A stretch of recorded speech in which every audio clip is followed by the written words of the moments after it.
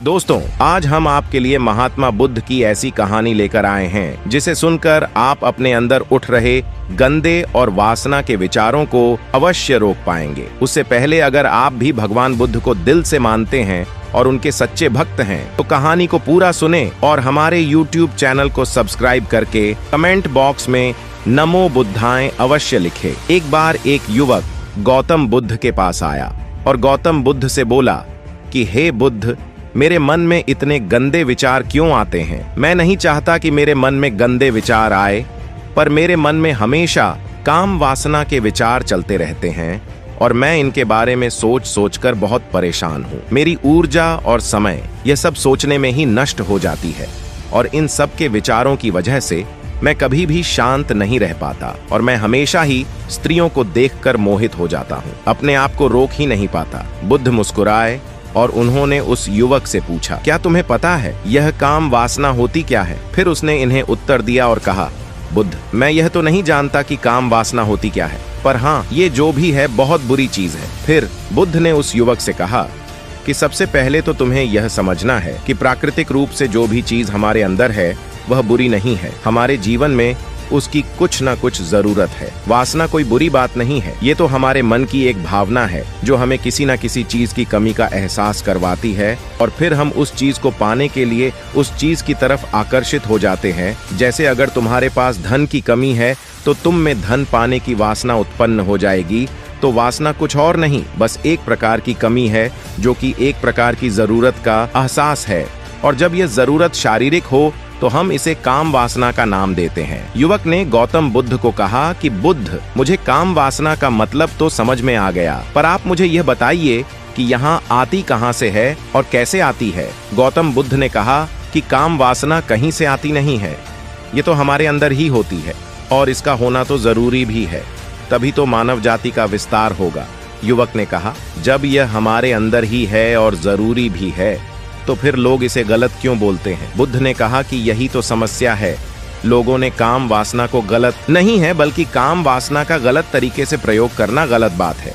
लोग जिससे प्रेम करते हैं बस उसी के लिए जीने लग जाते हैं, उसे पाना ही अपना मार्ग बना लेते हैं और उसी के बारे में हमेशा सोचते रहते हैं, पर यह सब गलत है। बुद्ध ने युवक से कहा, क्या तुम्हें पता है जानवरों में भी काम वासना होती है? युवक ने उत्तर दिया, हाँ बुद्ध, जानवरों में भी काम वासना होती है, क्योंकि जानवर भी तो आखिर अपने वंश को आगे ले जाएंगे। बुद्ध ने कहा, तो फिर हम जानवरों के काम वासना को गलत क्यों नहीं कहते? युवक ने कहा, मुझे नहीं पता, महात्मा आप ही मुझे बताइए। गौतम बुद्ध ने कहा कि जानवर अपनी काम वासना का प्रयोग आनंद प्राप्ति के लिए नहीं करते, वह तो सिर्फ संतान उत्पत्ति करने के लिए काम वासना का उपयोग करते हैं। जानवरों को प्रकृति ने इतनी समझ नहीं दी कि वह काम वासना को अपने सुख का आधार बना सके। मनुष्य अपनी समझ के बलबूते पर प्रकृति में पाई जाने वाली प्रत्येक वस्तु को अपने सुख के लिए प्रयोग करता है। हम इंसानों ने ही काम वासना को अपने सुख का साधन बना लिया है, जबकि प्रकृति ने तो हमें अपने वंश को आगे अग्रसर करने के लिए दिया था, लेकिन इंसानों ने इसे अपने जीवन का परम लक्ष्य बना रखा है और इस तरह से काम वासना का आ जाना गलत है। युवक ने पूछा, महात्मा जी, ये काम वासना हम पर हावी क्यों होती है? क्यों यह हमेशा क्यों आ जाती है? तब गौतम बुद्ध ने कहा कि सुनो, अब जो मैं तुम्हें बताऊंगा उसे तुम ध्यान पूर्वक सुनना। काम वासना का सारा खेल तुम्हें समझ आ जाएगा, तुम्हें तुम्हारे सारे सवालों का जवाब मिल जाएगा, बस तुम्हें ध्यान से सुनकर समझना है। एक बार की बात है, एक आश्रम में गुरु और उनके शिष्य रहा करते थे, जो रोजाना आश्रम के बाहर स्थित गांव में भिक्षा लेने के लिए जाते थे। उस आश्रम का एक शिष्य जिस गांव में भिक्षा लेने जाता था, उस रास्ते में एक नदी मिलती थी। एक दिन उसने देखा कि एक युवक वृक्ष के पीछे छिपा है। वह उस युवक के पास गया और उससे जाकर बोला, भाई, तुम इस वृक्ष के पीछे छिपकर क्या देख रहे हो? युवक ने कहा, अरे तुझे नहीं दिख रहा क्या कि मैं क्या देख रहा हूँ?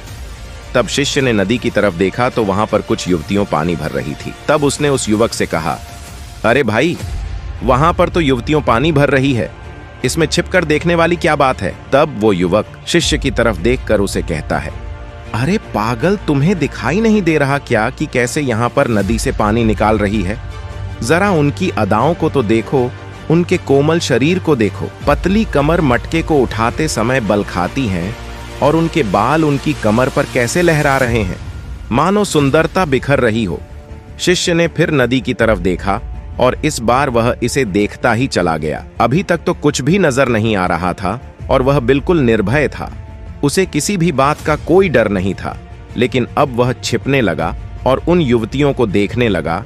और जब वो छिप कर उन युवतियों को देख रहा था, तभी वह अचानक अंदर से कांप गया और उसने कहा कि ये मैं क्या कर रहा हूं? मैं जो कर रहा हूं वह सही नहीं है, मुझे यहां से चले जाना चाहिए। और फिर वह जल्दी से वहां से चला गया। वह आश्रम पहुंच जाता है। आश्रम जाकर वह अपने कार्यों में लग गया, लेकिन जो अभी वह देख कर आया था वही उसकी आंखों के सामने बार बार आ रहा था। उसके मन में वही दृश्य चल रहा था। उसका मन वही सब कुछ देखने के लिए उतावला हो रहा था। उसका किसी भी काम में मन नहीं लग रहा था। सुबह होते ही वह जल्दी ही भिक्षा के लिए आश्रम से निकल जाता और उस नदी के पास वाले वृक्ष के पास जाता जहां पर वह युवक पहले से मौजूद रहता था। उसके साथ मिलकर युवतियों को छुप छुप कर देखता था। अब वह रोज ऐसा करने लग गया। यह उसके रोज का काम हो गया। अब उस शिष्य का मन किसी भी काम में नहीं लगता था। वह हमेशा ही किसी न किसी प्रकार के विचार में उलझा रहता। वो आश्रम के कार्यों को भी ठीक तरीके से नहीं कर रहा था। ना वह ठीक से सो पाता था, ना वह ठीक से खाना खा पाता था। उसका मन बेचैन सा रहता था। उसका मन बार बार उन युवतियों के सौंदर्य को देखने के लिए लालायित होता रहता था। जब गुरु दीक्षा देते तब भी उसका मन कहीं और विचारों में खोया रहता था। गुरु ने अपने शिष्य की इन हरकतों को भांप लिया था। तब एक दिन गुरु ने शिष्य को अपने पास बुलाया और कहा कि आज से मैं भी तुम्हारे साथ भिक्षा मांगने चलूंगा। तुम और मैं साथ साथ भिक्षा मांगने चलेंगे। तभी शिष्य गुरु को मना करते हुए बोला, नहीं गुरुदेव, आप परेशान क्यों हो रहे हो?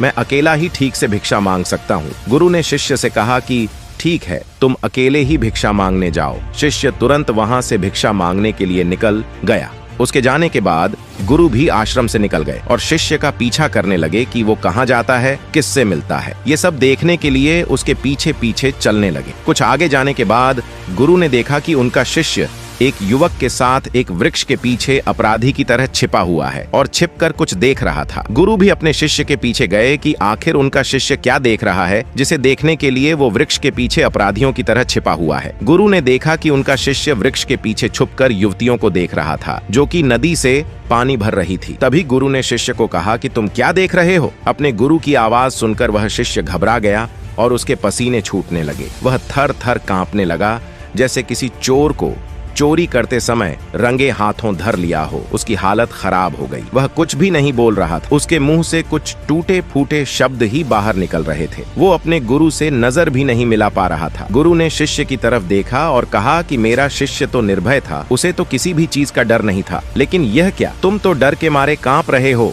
शिष्य ने गुरु से कहा कि मुझे माफ कर दो गुरुदेव, मेरा इसमें कोई दोष नहीं है। उस युवक ने मुझे बहका दिया था, लेकिन आपसे मैं वादा करता हूँ कि आज के बाद मैं ऐसा कभी दोबारा नहीं करूंगा। मुझे माफ कर दो। गुरु ने शिष्य से कहा कि कोई बात नहीं, पर इस बात का तुम ध्यान रखना कि हम जैसी संगति करते हैं वैसा ही फल हमें प्राप्त होता है। उसके विचार हमारे अंदर प्रवेश करते हैं, इसीलिए अच्छी संगति करो जिससे तुम्हारे अंदर अच्छे विचारों का प्रवेश हो। फिर गुरु और शिष्य आश्रम लौट आए और फिर से आश्रम के कार्यों पर ध्यान देने लगे। उसने उस रास्ते को त्याग दिया और दूसरे रास्ते से जाने लगा। वो अपने काम को ध्यान से करता, लेकिन धीरे धीरे उसके अंदर क्रोध उत्पन्न हो गया और फिर वो दूसरों पर क्रोध करने लगा और बेचैन रहने लग गया। अब वो सही समय पर भोजन भी नहीं करता था। वह भोजन भी बहुत कम खाता था। एक रात गुरु शिष्य के पास आए और उसे बोले कि अब तक तुम कितनी बार अपने वादे से मुकर चुके हो। यह सुनकर शिष्य अपने गुरु के चरणों में गिर गया और रोने लगा।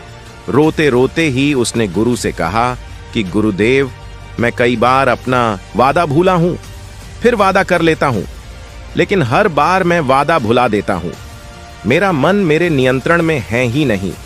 मैं बहुत कोशिश करता हूं कि मैं अपने मन से सारे बुरे विचारों को निकाल डालूं, लेकिन मैं चाहकर भी ऐसा नहीं कर पा रहा हूं। फिर गुरु ने शिष्य को कहा कि चलो मेरे साथ। गुरु शिष्य को आश्रम के बगीचे में लेकर गए और शिष्य से कहा कि देखो, यहाँ पर कुछ नाली बनी हुई है जिससे नदी का पानी इन पौधों तक आ रहा है।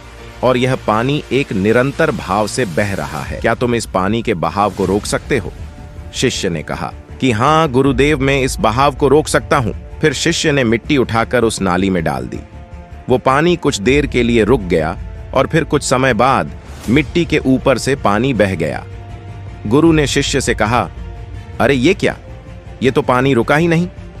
फिर शिष्य ने कुछ मट्टी पत्थर उठाकर उस नाली में डाल दिए और फिर कुछ समय के लिए पानी रुक गया, लेकिन फिर उस पत्थर के ऊपर से पानी निकल आया। फिर गुरु ने कहा कि यह क्या हुआ, पानी तो फिर से बह गया।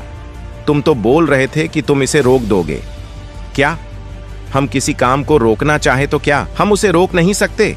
तब शिष्य ने कहा, कोई बात नहीं गुरुदेव, मैं इस पानी को तो आपको रोक के दिखाऊंगा। वह फिर से एक भारी सा पत्थर लेकर आया और उसे नाली पर डाल दिया और पानी रुक गया। तब गुरु से कहा कि देखा गुरुदेव, मैंने कहा था ना कि पानी को मैं रोक दूंगा। मैंने पानी को रोक दिखाया, आपकी बात मैंने पूरी कर दी। गुरु मुस्कुराए और बोले, अच्छा जरा ध्यान से देखो, पानी रुक गया क्या? वो तो पीछे की नाली से बाहर आ गया और अगल बगल से बह रहा है। और ध्यान से देखो, इस पत्थर के आगे भी आ गया और यह पानी अपना रास्ता बदलकर फिर से आगे की तरफ बह जाएगा। और फिर कुछ देर बाद ऐसा ही हुआ। फिर गुरु ने शिष्य को समझाया कि तुम्हारे साथ भी तो ऐसा ही चल रहा है। तुम बार बार प्रयास कर रहे हो, पर हर बार तुम्हारा प्रयास टूट रहा है और यह हमेशा टूटता ही रहेगा।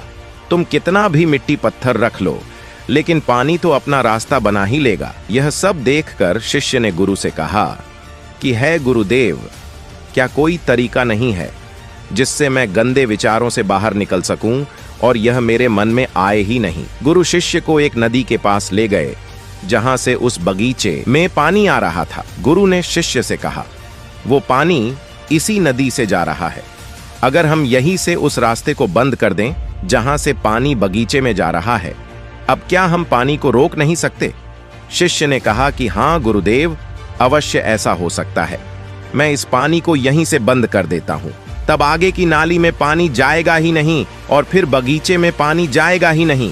फिर शिष्य ने नदी से जाने वाले रास्ते को बहुत मेहनत करके पत्थर और मिट्टी डाल डालकर बंद कर दिया और गुरु से कहा कि गुरुदेव, मैंने पानी को बंद कर दिया है, अब यह पानी बगीचे में जाएगा ही नहीं।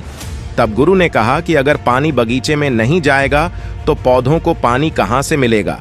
उन पौधों को तो पानी की आवश्यकता है और उन पौधों में कुछ पौधे तो ऐसे हैं जिनको रोज पानी की आवश्यकता है, वह तो मुरझाकर मर ही जाएंगे। उनका क्या होगा? पानी तो हमें खोलना ही होगा। शिष्य ने गुरु की बात सुनकर वापस नदी से जाने वाले पानी का रास्ता खोल दिया। तब गुरु ने शिष्य से पूछा कि अगर हम इस नदी के पूरे पानी को बगीचे की तरफ कर दें तो क्या होगा?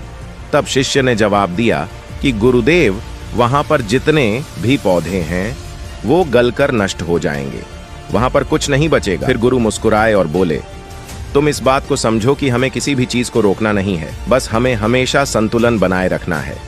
कम पानी से भी पौधे नष्ट होते हैं और ज्यादा पानी से भी पौधे नष्ट होते हैं। हमारा जीवन संतुलन से ही चलता है।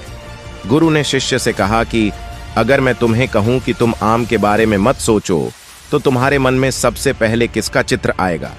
शिष्य ने कहा कि गुरुदेव, मेरे मन में तो पहला चित्र आम का ही आएगा। गुरु ने कहा कि जब हम गंदे विचारों को जबरदस्ती रोकने का प्रयास करते हैं तो वह और मजबूती के साथ हमारे अंदर प्रवेश करते हैं, हमारे अंदर उठते हैं, इसीलिए हमें उन्हें कभी भी दबाने की कोशिश नहीं करनी चाहिए। फिर गुरु ने शिष्य को समझाते हुए कहा, हमारे गंदे विचार बुरे लोगों की संगति करने की वजह से भी आते हैं। कई बार क्या होता है कि कामुकता हमारे अंदर होती नहीं है, लेकिन कुछ अश्लील लोगों के साथ रहने की वजह से यह हमारे अंदर हावी हो जाती है। फिर शिष्य ने कहा कि गुरुदेव, आप सही कह रहे हैं, मैं अपने मार्ग से भटक गया था। फिर वह शिष्य उस रात बहुत ही चैन की नींद सोया।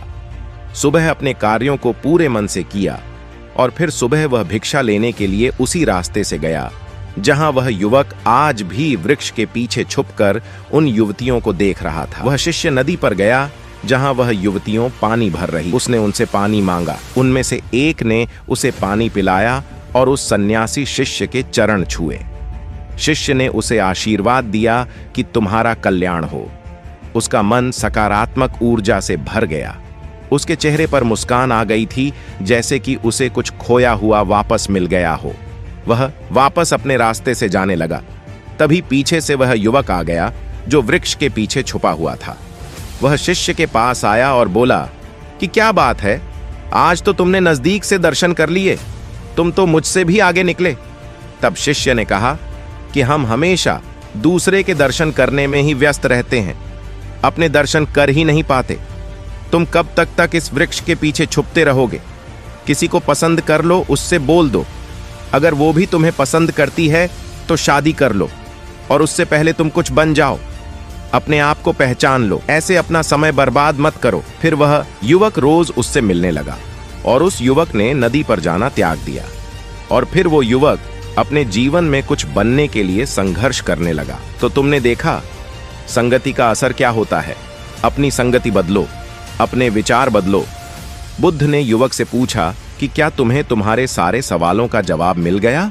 तब युवक ने कहा कि हाँ महात्मा जी, आपका बहुत बहुत धन्यवाद। तब गौतम बुद्ध ने युवक से कहा, जब तुम्हारे मन में गंदे विचार आए तब अपने आप को दोषी मत मानो, केवल उन विचारों में संतुलन बनाने का प्रयास करो, अपने आप को पहचानो। उम्मीद करता हूँ कि आपको यह वीडियो में काफी कुछ सीखने को मिला होगा। धन्यवाद।